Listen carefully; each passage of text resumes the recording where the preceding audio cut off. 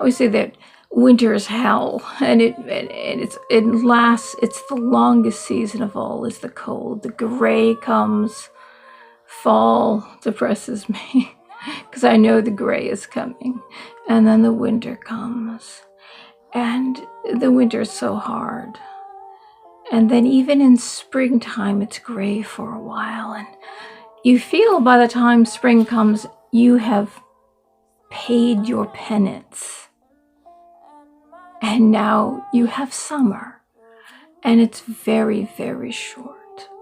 So now spring is here, and instead of getting excited, waiting to see my favorite flower burst through the dead grass from last year, and it always blooms on my birthday, is the simple violet.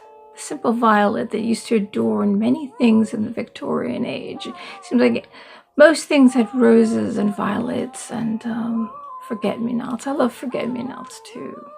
They bloom only in the springtime as well. And I look forward to that.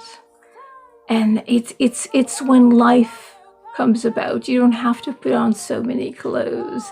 A lovely summer dress, and then put your sandals on, and that's it. That's all you need, really. And you don't need to do anything fancy. You just take a lovely walk through the trees. Take your dogs for a walk if you have dogs.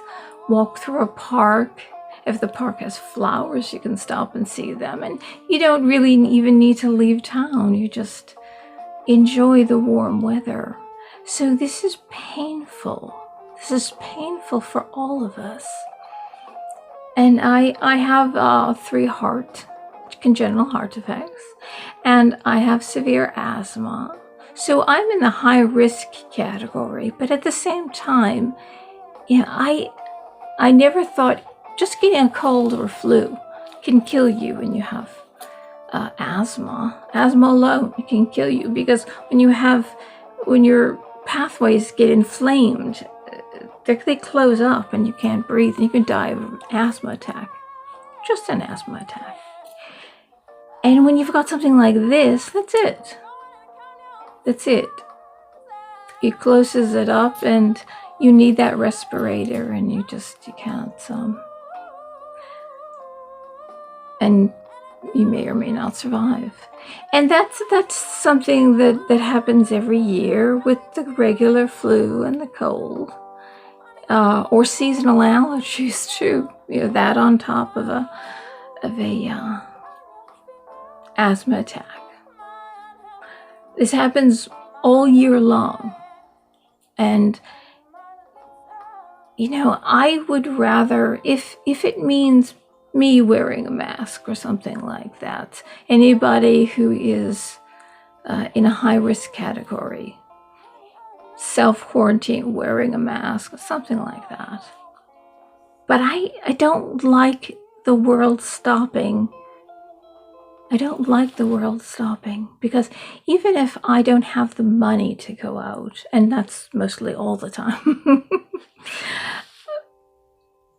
I like the idea that there's life going on out there, and people are enjoying themselves, and the lights are lit, and these restaurants and stores are just beautifully decorated. Or you walk by a restaurant and you can smell the wonderful scents from the kitchen.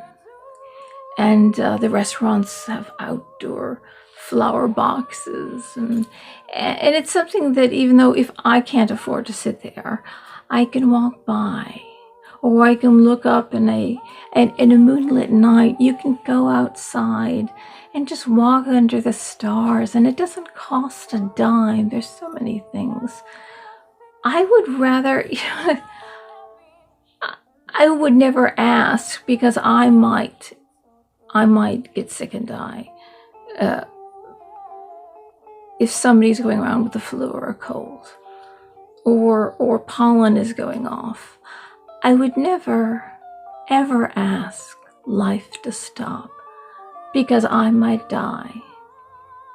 And it's just as serious with somebody with asthma, just as serious. And I got I'm not even talking about the 3 heart defects.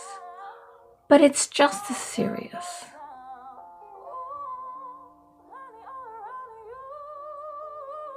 And I never think of it.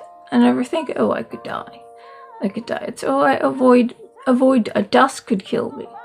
If I go to bed and I've got dust on me from cleaning or somehow, that could cause an asthma attack and kill you. So you don't think of death all the time. You don't think that this, you just take your precautions, you take a shower before you go to bed, you take your antihistamine, you take your asthma medication, you do what you can. And if it's going to be that serious, then a doctor can simply tell me, please wear a mask all the time because it's flu season. Since I didn't get the flu, and until those vaccines are made in this country, I think I'll refrain. I'm not telling you to do this, but I think I'll refrain. And this new vaccine that's going to come out in about 1.5 years, they say. It's not going to be any sooner than that. That's as quick as they can do it. It better not be made in China. Not the people. It's the government. It's about mass producing things. They have so many people, they don't care how many die. They've got too many people. That's why they have a one-child policy. And they have sex selection, which they will kill. If they find out it's a girl, they'll kill a girl. That's why many of the men there have to adopt homosexuality, even though they're not.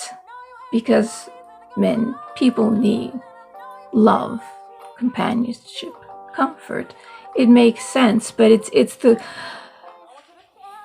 sad that how a communist government can destroy people, and people don't get a chance to be themselves and to live up to their aspirations, their dreams, their talents.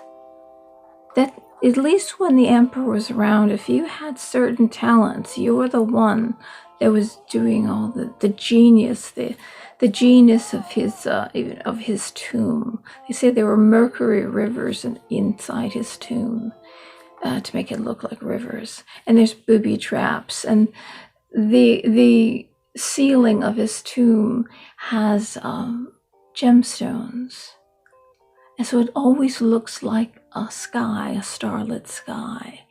And imagine, these are the same people living today that aren't allowed to exercise or achieve, to even know what their gift is.